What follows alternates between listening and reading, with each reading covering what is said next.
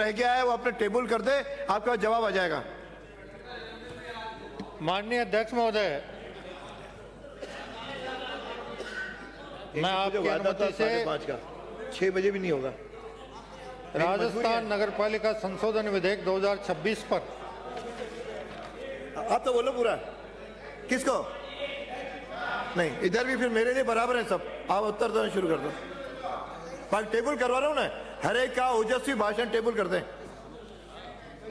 मैं टेबल अपने विचार व्यक्त किए और विचारों के दौरान अरे यार, अब हो गया, भाषण शुरू हो गया। बहुत सी बातें रखी जिनमें नगर निकायों के चुनाव कब तक होंगे, नहीं कटा है। वार्ड परिसीमन में गड़बड़ियां हुई, थर्ड पे एक को भी नहीं, निकायों को कमजोर किया, एक को दूर मेरे सब बराबर हो। मतदाता सूची को लेकर भी बात उठी होता है वैसे थर्ड में नहीं आता। आपके सचेतक से और एक वरिष्ठ विधायक महोदय ने संशोधन का मूल उद्देश्य राजनीतिक है। अरे भैया टेबल कर दो। और उन्होंने एक विधायक निधि का प्रश्न भी खड़ा किया और जनसंख्या नियंत्रण का क्या होगा, भ्रष्टाचार कैसे रुकेगा, निकायों की वित्तीय स्थिति सुधारने के क्या प्रयास होंगे, शहर क्या चाह रहा है, पर्यावरण के लिए क्या होगा। और एक माननीय सदस्य ने कहा कि परिसीमन कानून विरुद्ध है। सफाई भर्ती कर्मी और वोटर लिस्ट को लेकर भी बातें उठी। सबसे पहले मैं निवेदन करना चाहूंगा, माननीय सर्वोच्च न्यायालय के 2 निर्णय हैं और दोनों निर्णयों में एक मध्य प्रदेश से था, एक महाराष्ट्र से था। अन्य पिछड़ा वर्ग आयोग को राजनीतिक आरक्षण देने के संबंध में ये रिट याचिकाएं प्रस्तुत हुई थी हाईकोर्ट से होते हुए सुप्रीम कोर्ट तक। और माननीय सर्वोच्च न्यायालय ने इन दोनों रिटों में ये निर्णय दिया कि जब तक राज्य पिछड़ा वर्ग आयोग ट्रिपल टेस्ट के माध्यम से पिछड़े वर्ग आयोग के अधिकृत आंकड़े राज्य सरकार को प्रस्तुत नहीं करे,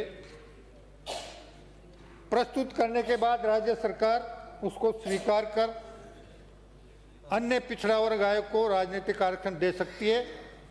इसके बगैर राजनीतिक आरक्षण नहीं दिया जा सकता। ये दोनों आदेश आने के बाद हमने पिछड़ा वर्ग आयोग का गठन किया। वो सब बता दूंगा मैं, सब चिंता मत करो आप। एक एक बात का सबका जवाब आएगा। ज्यादा टेंशन में आने की जरूरत नहीं है। आप सुनाओ, उत्तर तो पूरा आने दो। अब अगर माननीय प्रतिपक्ष ये चाहता है कि अन्य पिछड़ा वर्ग आयोग को बिना राजनीतिक आरक्षण दिए बीच में नहीं चुनाव करवा दिए जाए, तो आप अपना लिखित प्रस्ताव भेज दीजिए। हम माननीय सर्वोच्च न्यायालय से बिना अन्य पिछड़ा वर्ग आयोग को आरक्षण दिए चुनाव करवाने की स्वीकृति प्राप्त करने का प्रयास करेंगे। विराजे उस समय आपका राज था, ज्यादा फैलने की जरूरत नहीं है, कर लेते आप। आपकी नियत नहीं थी, आपकी नियत नहीं थी पिछड़े वर्ग को आरक्षण देने की। आप बोलिए, मैं बैठा हूं, आप बोलो। 22वें शासन आपका था, 23वें शासन आपका था। अगर आपकी नियत साफ होती तो आप इस काम को आगे बढ़ा देते। बोलिए, आप अपना उत्तर दीजिए। अब आप आगे सुन लीजिए।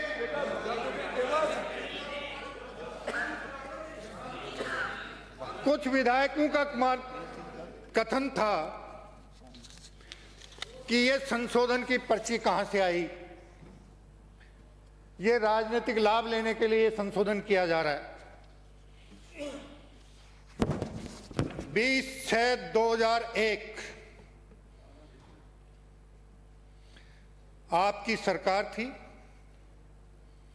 आपने एक नोटिफिकेशन जारी किया था उन लोगों के लिए जो उनका जीवन निर्वाह सार्वजनिक कोष के धन से होता है, कि अगर उनके 2 से ज्यादा संतान होगी तो हम उनका ये लाभ समाप्त कर देंगे। और उसके बाद कहां से पर्ची आई, क्या राजनीतिक उद्देश्य था, क्या राजनीतिक लाभ लेना चाहते थे आप? 16/3/2023 को एक नोटिफिकेशन जारी हुआ,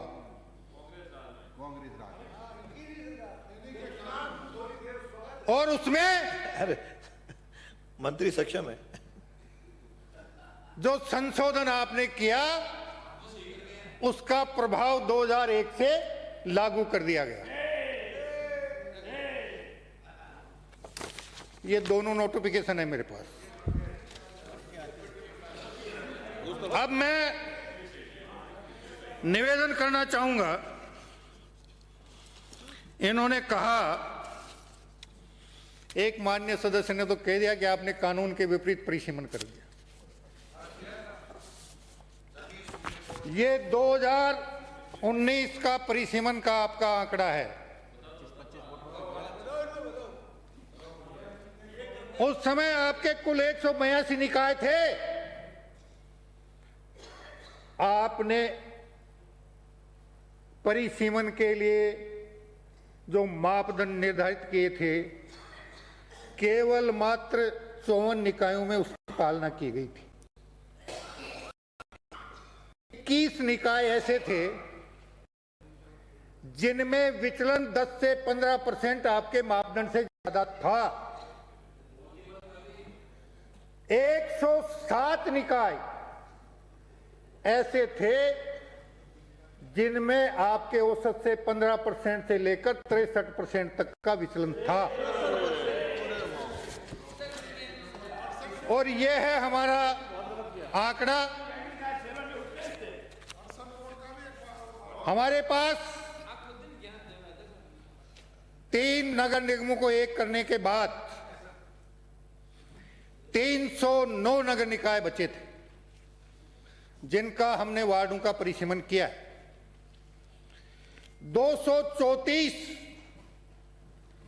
नगर निकाय ऐसे हैं जिनमें हमने जो मापदंड तय किए थे उन मापदंडों के अनुसार वार्डों का परिसीमन हुआ है। 30 वो आ रहा हूं मैं, कानून पे भी आ रहा हूं, टेंशन मत लो, वो भी आ रहा हूं मैं। अरे पहले मापदंड सुन लो फिर कानून सुन लो। माननीय सदस्य, वो उस पे भी आ रहा हूं। अरे माननीय सदस्य सुन लो। अब वो ही आ रहा हूं मैं, वो भी है मेरे पास, हाई कोर्ट का निर्णय आ चुका हमारा। उसके बाद 30 निकाय ऐसे थे जिनमें हमने जो 15% का विचलन रखा था वो बढ़कर 20% तक चला गया, और 45 निकाय ऐसे थे जो 20 से 25% के मध्य में विचलन हो गए। यह हमारा परिसीमन है। एक एक का आंकड़ा है, आप चाहो तो मैं आपको प्रस्तुत कर दूं और आप चाहो तो मैं टेबल कर दूं। अब मैंने कह दिया ना, आप मांग कीजिए कि बिना पिछड़े वर्ग आयोग को राजनीतिक आरक्षण दिए चुनाव करवा दिए जाएं। हम कल की तारीख में माननीय सर्वोच्च न्यायालय से अनुमति लेने के लिए प्रार्थना पत्र दाखिल कर देंगे।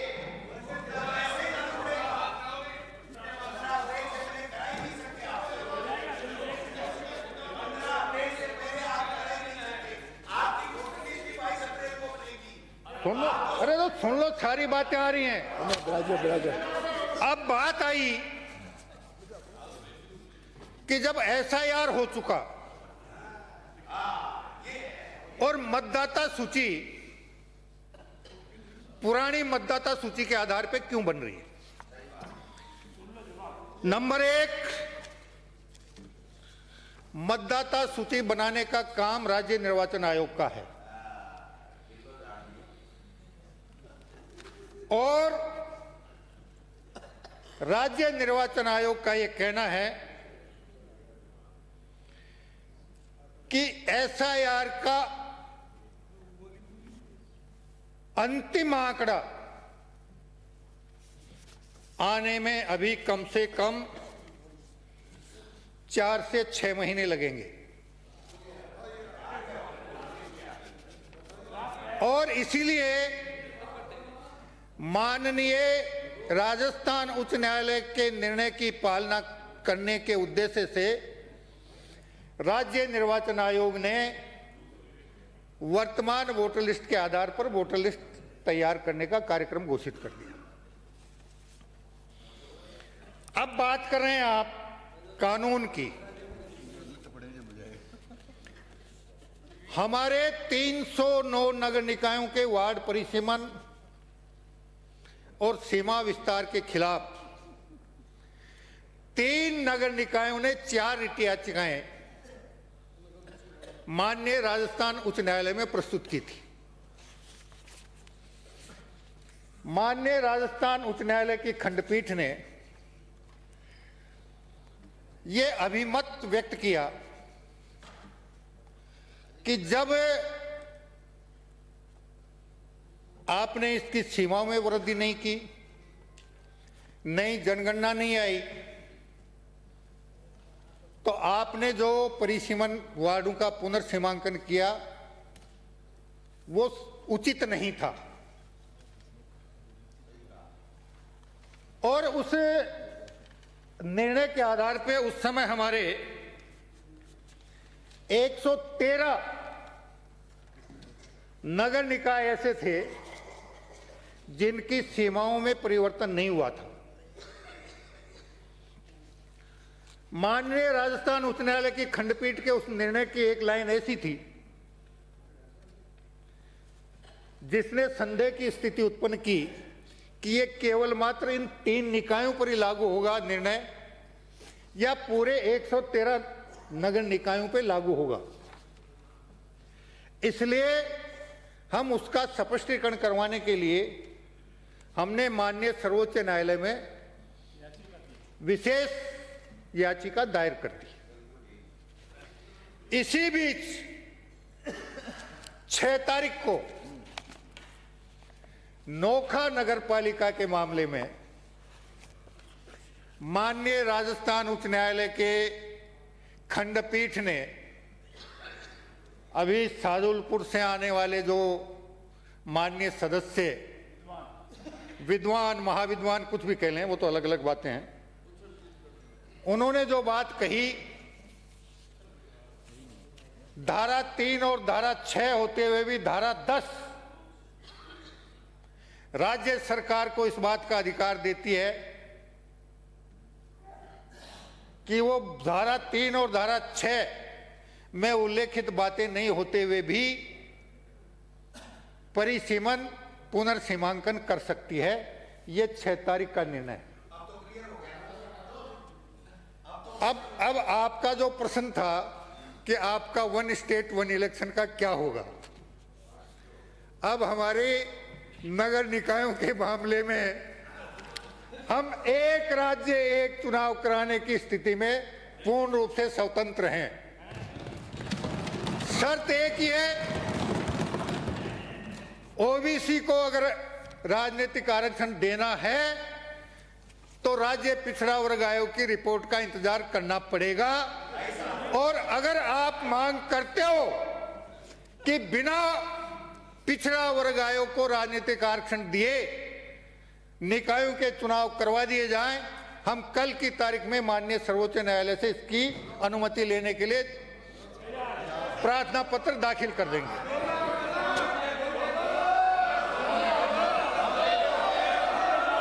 अरे बैठो बैठो, अरे माननीय मंत्री जी बोलो। इसके अलावा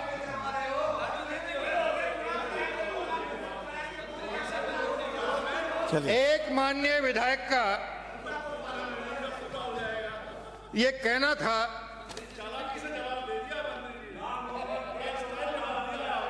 मैं तो कानून के अनुसार बात कर रहा हूं, जन भावना के अनुसार बात कर रहा हूं। आप जो चाहते हो वो मांग कीजिए ना सार्वजनिक रूप से, हम तैयार बैठे हैं उसको पूरा करने के लिए। माननीय मंत्री बोले यूडी टैक्स के बिजली के बिल के लिए हमारी तरफ से कोई आदेश जारी नहीं हुए। एक बूंदी से आने वाले माननीय विधायक ने प्रश्न किया था कि मैंने मेरे क्षेत्र की एक ग्राम पंचायत जो नगर निकाय की परिसीमा में आ गई, उसमें किसी काम के लिए विधायक कोष से अभिशंसा की थी। वरिष्ठ हैं, विद्वान हैं। 2012-13 में भारत सरकार ने एक निर्णय लिया था कि सरकार का पैसा, चाहे वो सांसद कोष की निधि हो, चाहे विधायक कोष की निधि हो, चाहे केंद्र के बजट मद की राशि हो, चाहे राज्य बजट मद की राशि हो, किसी भी विकास काम के लिए तभी खर्च की जा सकेगी जब उस काम के लिए जमीन उसके नाम राजस्व रिकॉर्ड में दर्ज होगी। अगर आपको विद्यालय में कोई नवीन कक्षा कक्ष के निर्माण के लिए अभिशंसा करनी है और अगर वो भूमि उस विद्यालय के नाम नहीं है, वो समय एक अलग था जब 50, 60, 70 साल पहले मर्जियाए जहां 2012 से पहले निर्माण होते थे, निर्माण हो गया, 50 साल से 60 साल से विद्यालय चल भी रहा है। लेकिन आज की स्थिति यह है कि अगर राजस्व रिकॉर्ड में भूमि विद्यालय के नाम नहीं है तो आपके विधायक कोष का एक नया पैसा उसमें नहीं लग सकता। अब ये एक अलग विषय है कि बहुत पिछले कई सालों में बहुत से राजस्व अभियान चले हैं और जहां विद्यालय के प्रधानाध्यापक, प्रधानाचार्य, वहाँ का स्टाफ, ग्राम पंचायत के सरपंच या ग्राम के प्रबुद्ध लोगों ने ध्यान दिया तो उस जमीन का आवंटन संबंधित संस्था के नाम करवा लिया। वहाँ कहीं किसी प्रकार की दिक्कत नहीं है। लेकिन जहाँ लापरवाही हुई वहाँ ये समस्या निश्चित रूप से आज की तारीख में भी आ रही है। रही बात नगर निकायों में बढ़ते भ्रष्टाचार की, अरे सुन लो, पहले सुन लो, यूं उछलने से काम नहीं चलेगा। ये वातावरण आप लोगों का बनाया हुआ है।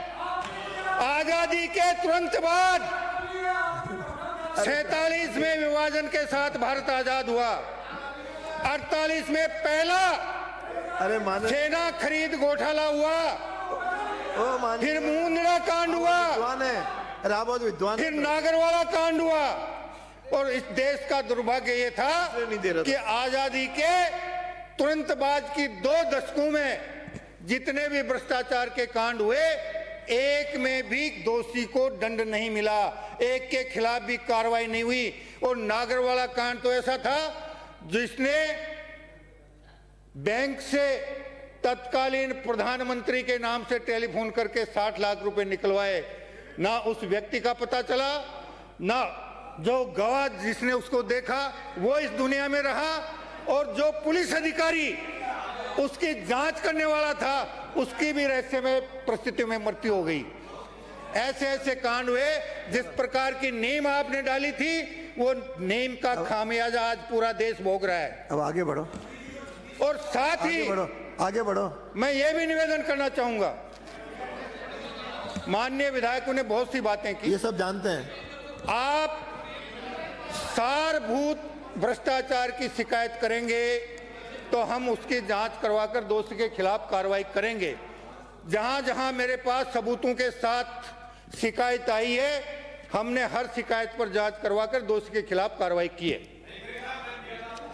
अब अरे बिराजो, माननीय अभी 5 दिन नहीं हुए आपने दिए, आप मेरे से 5 दिन में किसी को फांसी लगवाना चाहते हो? 5-6 बार अभी जांच होगी, जांच के बाद कार्रवाई होगी। आप विद्वान हैं। अब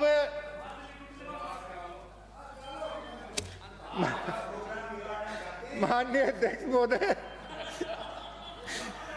संक्षेप में मैं आपकी अनुमति से प्रस्ताव करता हूं कि राजस्थान नगरपालिका संशोधन विधेयक 2026 को पारित किया जाए। प्रश्न यह है कि राजस्थान नगरपालिका संशोधन विधेयक 2026 को जनमत जानने हेतु परिचालित किया जाए।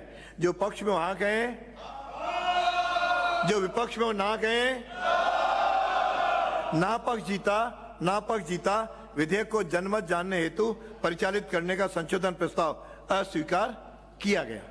प्रश्न यह है कि राजस्थान नगर पालिका संशोधन विधेयक 2026 को विचारार्थ लिया जाए। जो पक्ष में वहां कहें, जो विपक्ष में ना कहें। हाँ पक्ष जीता विधेयक को विचारार्थ लिया गया। खंड 6 विचार, खंड 2 एवं 3 कोई संशोधन नहीं। प्रश्न यह है कि खंड 2 एवं 3 स्वीकार किए जाएं। जो पक्ष में हाँ कहें, जो विपक्ष में ना कहें। हाँ पक्ष जीता खंड 2 व 3 स्वीकार किए गए। अधिनियमन सूत्र नाम आदि कोई संशोधन। प्रश्न यह है खंड 1 अधिनियमन सूत्र नाम आदि स्वीकार किए जाएं। जो पक्ष में हाँ कहें, जो विपक्ष में ना कहें। हाँ पक्ष जीता खंड 1 अधिनियम नाम आदि स्वीकार किए गए। श्री जाबर सिंह खर्रा प्रस्ताव करें। माननीय अध्यक्ष महोदय,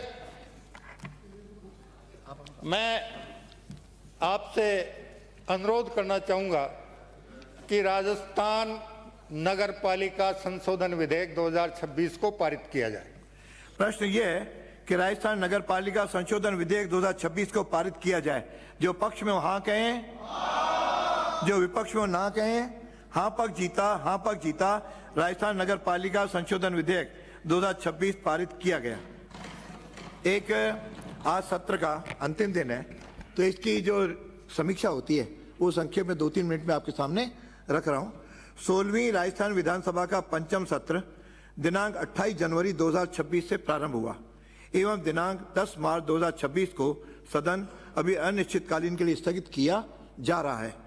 आज दिनांक 10 मार्च 2026 तक सदन की कुल 24 बैठकें हुई और कार्रवाई समाप्त होने तक